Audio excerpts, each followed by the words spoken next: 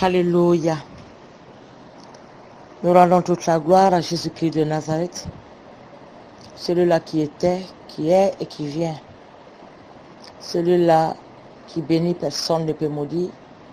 Celui-là qui guérit, celui-là qui est notre aide par excellence.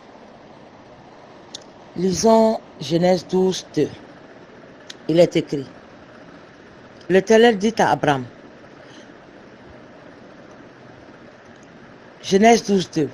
Je ferai de toi une grande nation et je te bénirai. Je rendrai ton nom grand et tu seras une source de bénédiction. Alors, je veux que vous compreniez que quand Dieu tient à bénir quelqu'un, c'est pour que tu sois une source de bénédiction. C'est l'unique raison. C'est pour que tu sois une source de bénédiction. Mais voyons ce qui est écrit dans Cantique des Cantiques 2:15. Prenez-nous les renards, les petits renards qui ravagent les vignes, car nos vignes sont en fleurs. Le thème de mon message aujourd'hui, c'est les petits renards qui détruisent la vigne. Est-ce que vous savez que la prospérité est notre droit d'alliance? L'alliance a des mystères et ces mystères ne sont pas donnés que par Dieu lui-même. Ces mystères-là, plutôt, sont donnés par Dieu lui-même. Les choses cachées sont données par Dieu lui-même. Mais il y a des principes pour cette prospérité d'alliance. Il y a des choses à faire, des choses à comprendre pour cette prospérité d'alliance. N'en voulons pas à Dieu si nous n'avons pas compris, si nous ne faisons pas ce qu'il faut pour ça. Deutéronome 8:3 dit: Il t'a humilié, il t'a fait souffrir de la faim, il t'a nourri de la manne que tu ne connaissais pas et que n'avaient pas connu tes pères, afin de t'apprendre que l'homme ne vit pas de pain seulement, mais que l'homme vit de tout ce qui sort de la bouche de l'Éternel. C'est l'Éternel qui connaît les choses profondes. Je répète, ce qui est caché, c'est l'Éternel qui connaît. Alors, il faut que nous apprenions à marcher selon la volonté de Dieu si nous voulons que la prospérité d'alliance soit notre partage. Alors, nous devons abandonner forcément le péché. Allons lire dans Marc 4. Marc 4 et le verset 11. Il y a quelque chose de très intéressant là-bas.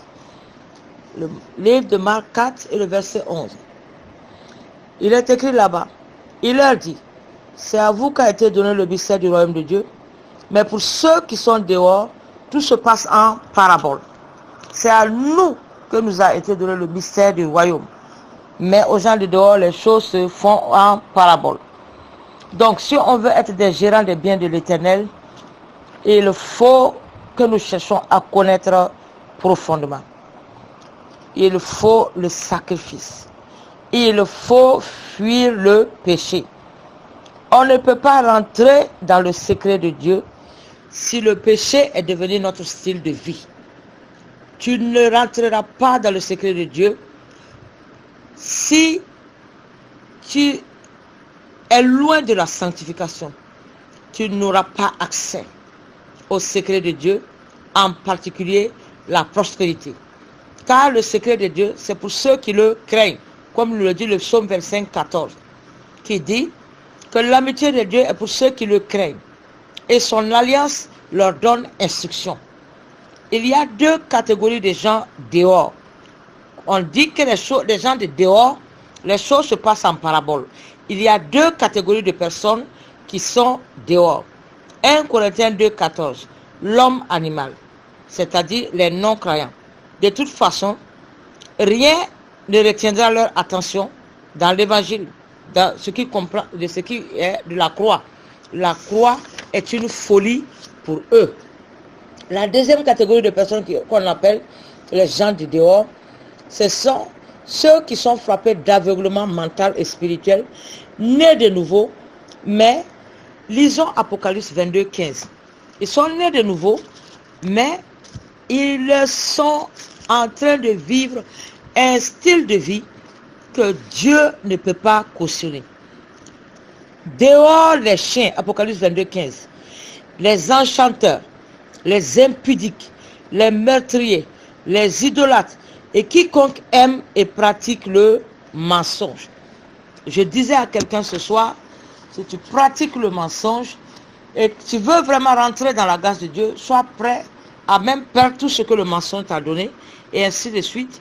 Et après ça, tu pourras rentrer dans la grâce de Dieu. Qui sont les chiens?